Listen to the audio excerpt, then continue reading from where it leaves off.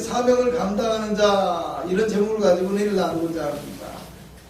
한 5년 이상 된 이야기인데요. TV에서 장사의 신이라는 드라마를 본 적이 있습니다. 장사꾼 집안의 아들이 그 집안이 몰락하고 자신의 어떤 상단을 이끌어가고 있는데요. 그 당시에 가장 큰 상인이었던 사람을 찾아가서 돈을 벌 수 있는 방법을 가르쳐 달라고 합니다. 그런데 그 사람이 두 가지의 방법을 알려줍니다.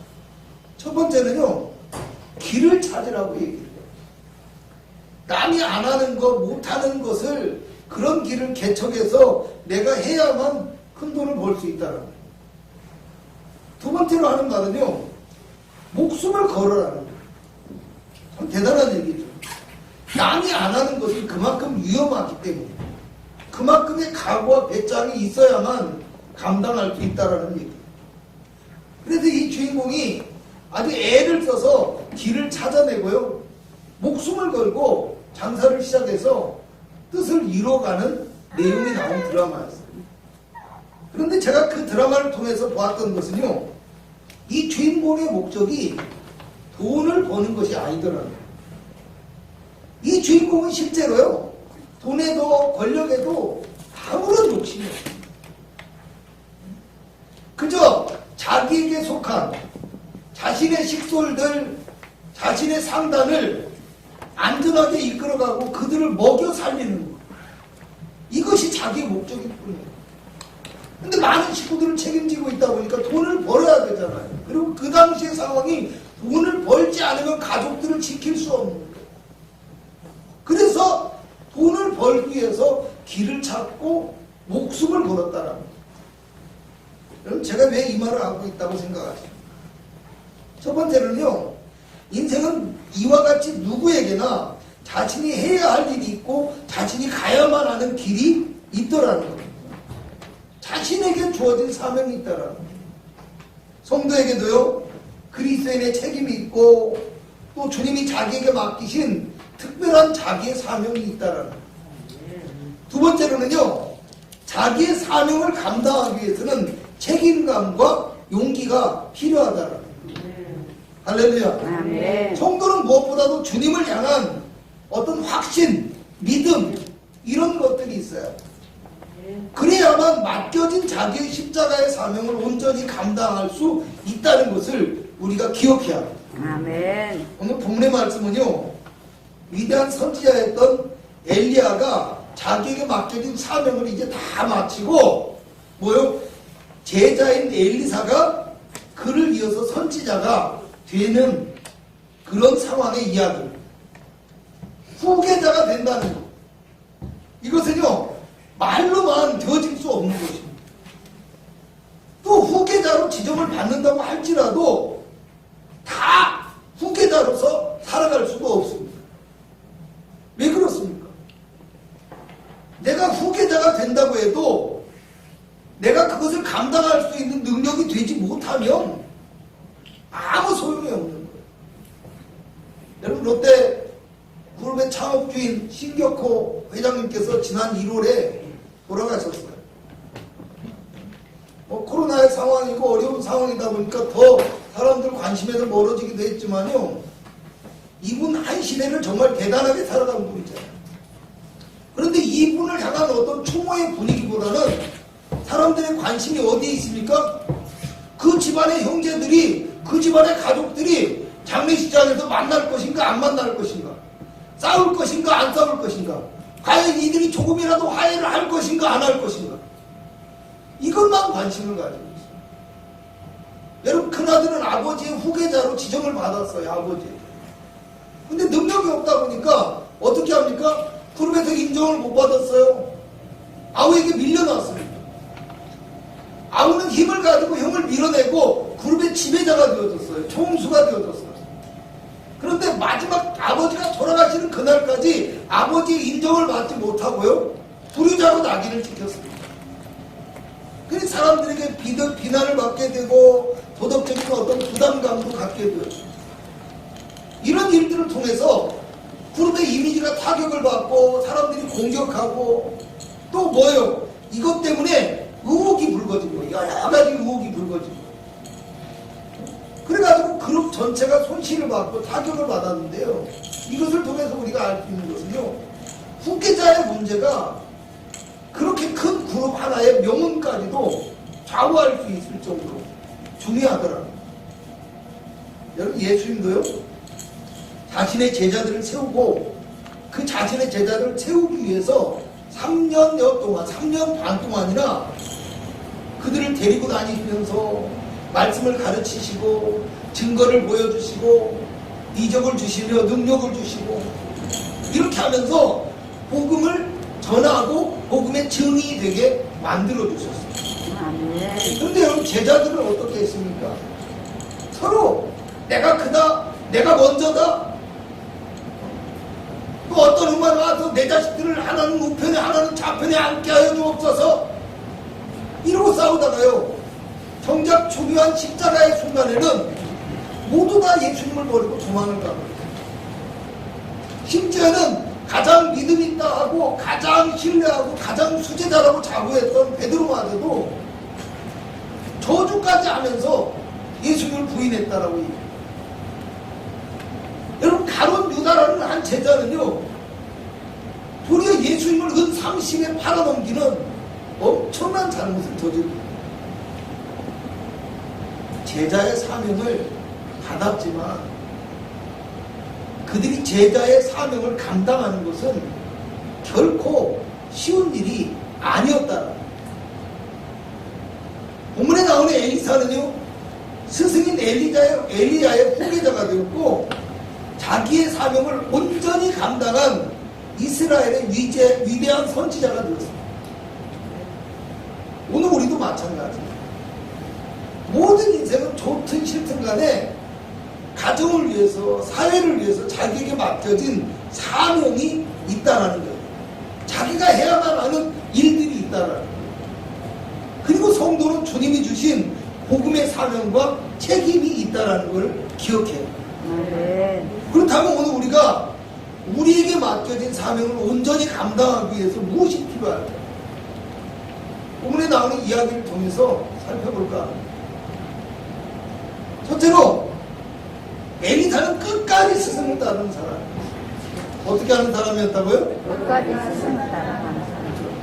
엘리사는 자기 사명을 감당하는 데 있어서 끈기와 열심을 가진 이런 인내의 사람이었다라는 거예요.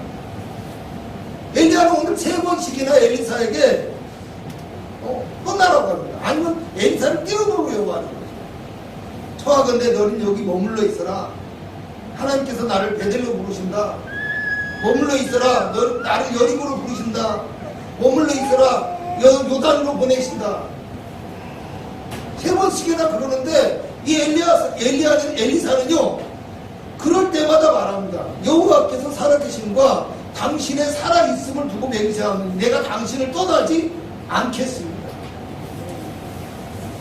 오늘 1절에 보면요, 하나님께서 휘오리 바람으로 엘리야를 하늘로 올리고자 하신다고 말씀하고 있어요.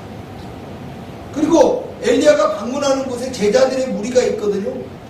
그걸로 봐서 엘리야의 이 여행길, 엘리야의 방문하는 이 길들은 아마 하나님의 부르심을 받기 전에 제자들에게 작별 인사를 하고 또 당부의 말을 하기 위해서 그렇게 하지 않았을까, 이런 추측이 되어져요. 물론 엘리사에게도 마찬가지였습니다. 다시 떠날 것을 말씀하셨고요, 이미 엘리사를 부르는 순간부터 이스라엘의 선지자로 하나님께서 선택하셨음을, 그리고 너가 나를 따르라고 말했거든요. 그럼 5절에 보니까 3절과 5절을 보면 선지자의 생도들이 엘리사에게 하는 말이 있거든요. 뭐라고 합니까? 여호와께서 오늘 당신의 선생을 당신의 머리 위로 데려가실 줄을 아시나이까?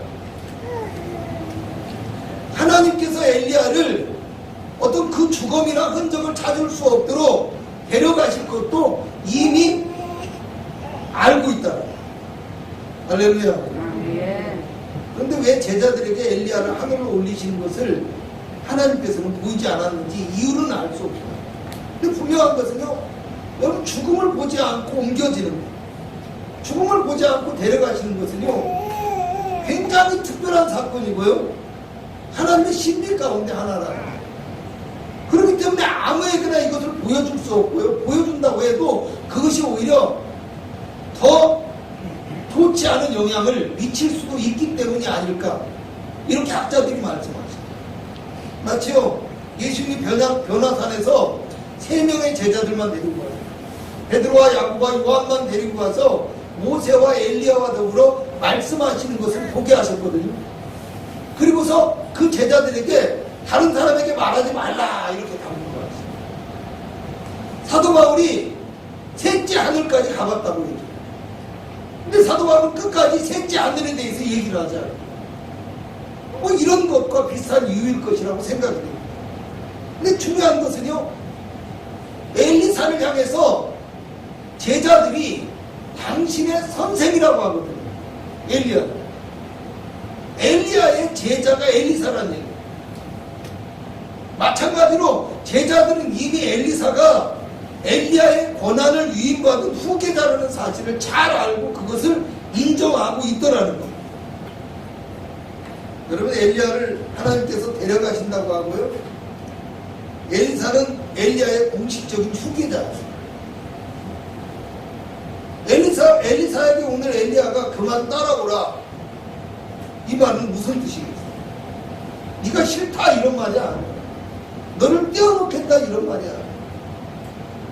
더 이상 너는 이제 배울 필요가 없고 너는 너의 사명을 감당하고 네 일을 해라. 내 걱정 내 생각 말고 이제 하산해라, 뭐 이런 뜻이 되겠죠. 이제 하산해라. 여러분, 그런데 엘리사는요, 스승의 말에 뭐라고 대답합니까? 떠나지 않겠다고. 내가 당신을 결코 떠나지 않겠어. 여기서 떠난다라는 이 단어는요, 버린다는 뜻을 가지고 있어요. 버린다. 어떻게 보면 버린다라는 말, 그렇게 보면 더 이상 필요가 없다라고 얘기를 하죠. 그죠? 그 다음에는 더 이상 돌보지 않겠다 이런 뜻이 되겠죠.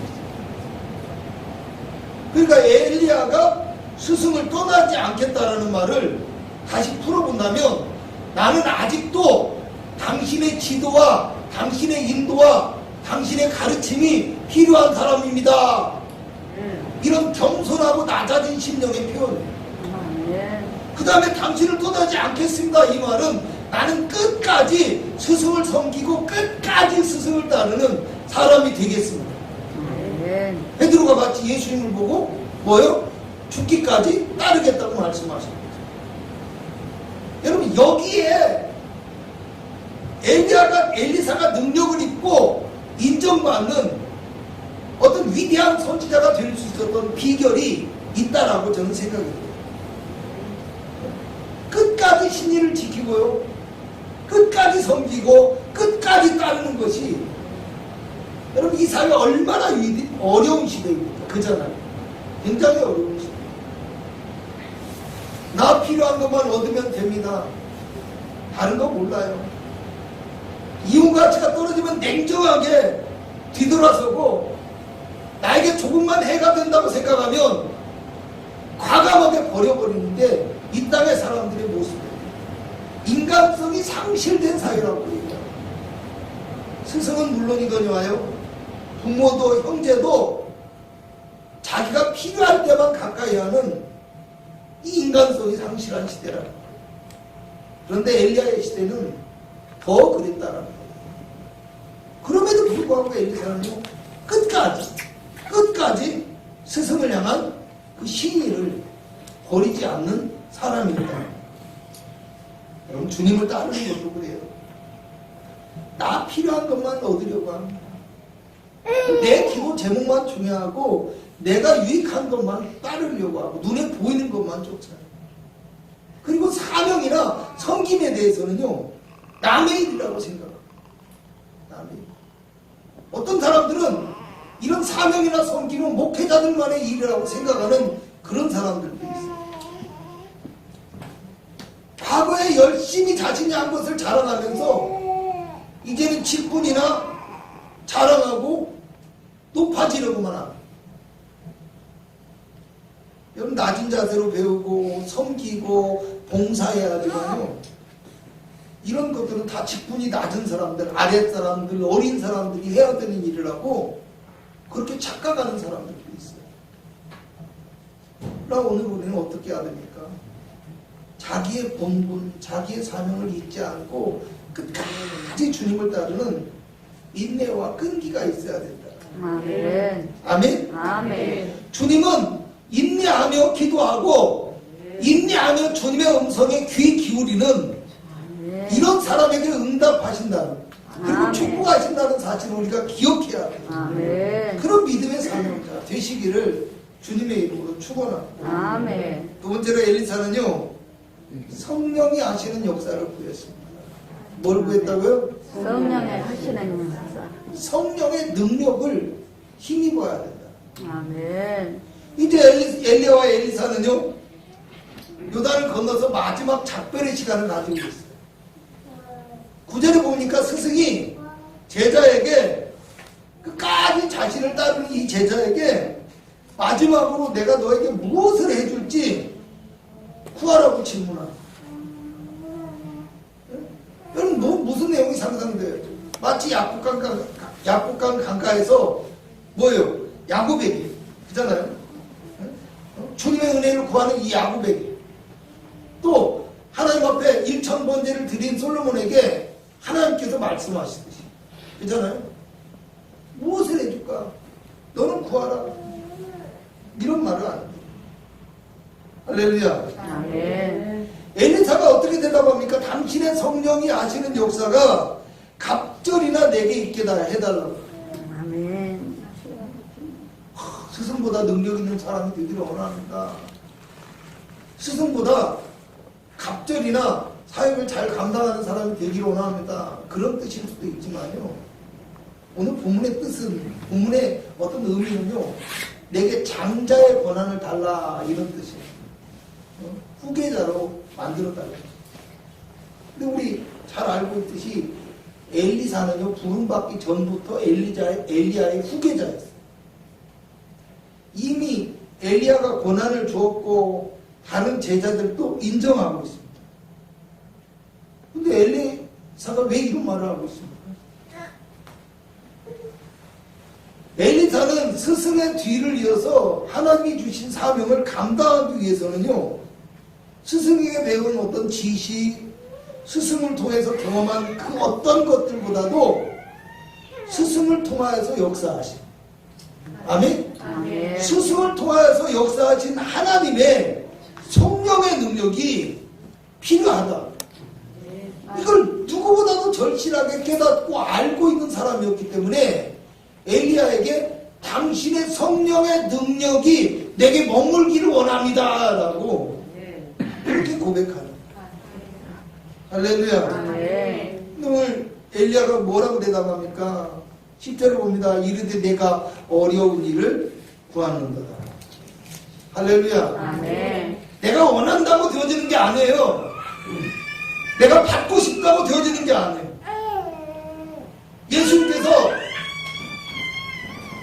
내가 마시는 잔을 너희가 마실 수 있으나 내 좌우편에 앉는 것은 아버지께서 결정하신다, 이렇게 말씀하셨듯이, 오늘 하나님의 성령의 능력을 입히는 것은 하나님의 권한이라는 거예요. 아멘? 아멘. 때문에 엘리야는요, 만약에 하나님이 지금 내게 하시는 이 역사가 너에게 이 신비한 일을 보여주시면 그 일이 이루어질 것입니다.